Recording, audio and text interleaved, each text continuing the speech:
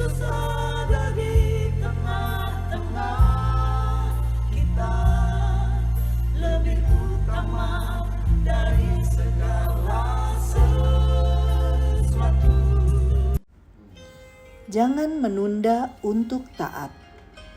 Tetapi sekarang, kuatkanlah hatimu, hai Zerubabel, demikianlah firman Tuhan. Kuatkanlah hatimu, hai Yosua bin Yosadak, imam besar. Kuatkanlah hatimu, hai segala rakyat negeri, demikianlah firman Tuhan. Bekerjalah, sebab aku ini menyertai kamu. Demikianlah firman Tuhan semesta alam. Sahabat Iktus, Tuhan mengingatkan umatnya akan perjanjiannya, sebagaimana terdapat di dalam Yehezkiel 40-44. Tuhan menginginkan agar umatnya membangun kembali bait-Nya sebagai tempat beribadah kepada Tuhan, dan di sanalah Tuhan telah menyediakan segala berkat kepada umat-Nya.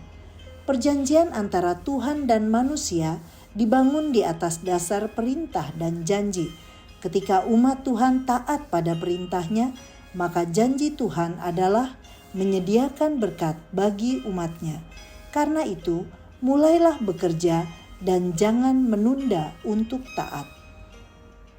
2 tahun setelah pulang dari Babilonia, orang Yahudi sudah meletakkan fondasi bait Allah. Tetapi kemudian muncul musuh-musuh yang menghambat pembangunan bait suci. Bandingkan Esra 4 dan 5. Sehingga pembangunan bait suci terhenti. Bahkan setelah lewat 14 tahun, mereka membiarkan bait suci begitu saja. Umat yang seharusnya memperhatikan perintah Tuhan untuk membangun bait Allah malah fokus mengerjakan hal lain. Lebih dalam kita akan melihat bagaimana sikap umat Tuhan terhadap perintahnya.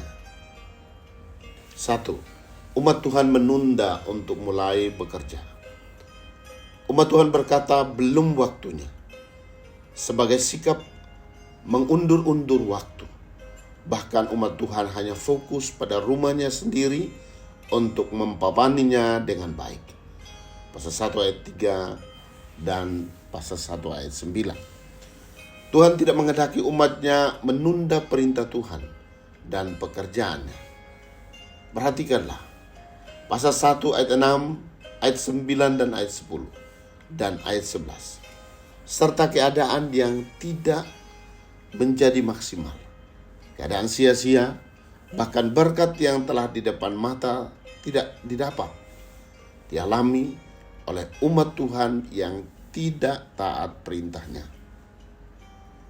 2. Tuhan mengingatkan umatnya untuk mulai bekerja.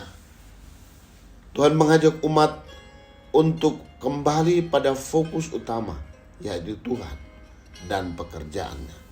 Ayat 4. Kemudian sebanyak 3 kali, kuatkanlah hatimu. Ayat 5. Yaitu perintah untuk mengandalkan Tuhan. Dilanjutkan dengan bekerjalah. Yaitu sebuah dorongan untuk melakukan sesuatu bagi Tuhan. Dibarengi pernyataan Tuhan, jangan takut. Ayat 6. Tuhan menginginkan umatnya mengerjakan apa yang diperintahkannya dengan menjaga kekudusan hidup. Ayat 13 sampai ayat yang ke-15. 3. Umat Tuhan kembali menaati perintahnya dan mulai bekerja.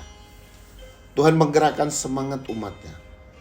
Semua pemimpin rohani dan umat mendengarkan suara Tuhan dan melakukan sesuai dengan apa yang diperintahkan Tuhan dengan takut akan Tuhan. Pasal 1 ayat 12. Ini menunjukkan ketaatan yang mutlak pada perintah Tuhan tanpa kompromi dengan dosa. Bagi umat yang taat pada perintahnya, janji Tuhan menjadi bagian mereka, dan Roh Kudus tetap tinggal di tengah-tengahmu. Pasal 2 ayat 5 dan ayat 6.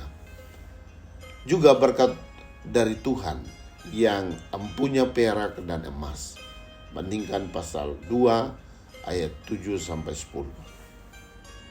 Sahabat Iktus yang dikasihi Tuhan, dalam hal apa aku masih menunda untuk menaati perintah-Nya?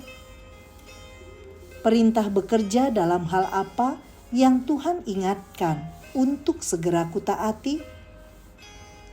Apa yang harus aku kerjakan sekarang sebagai tindakan ketaatanku kepadanya?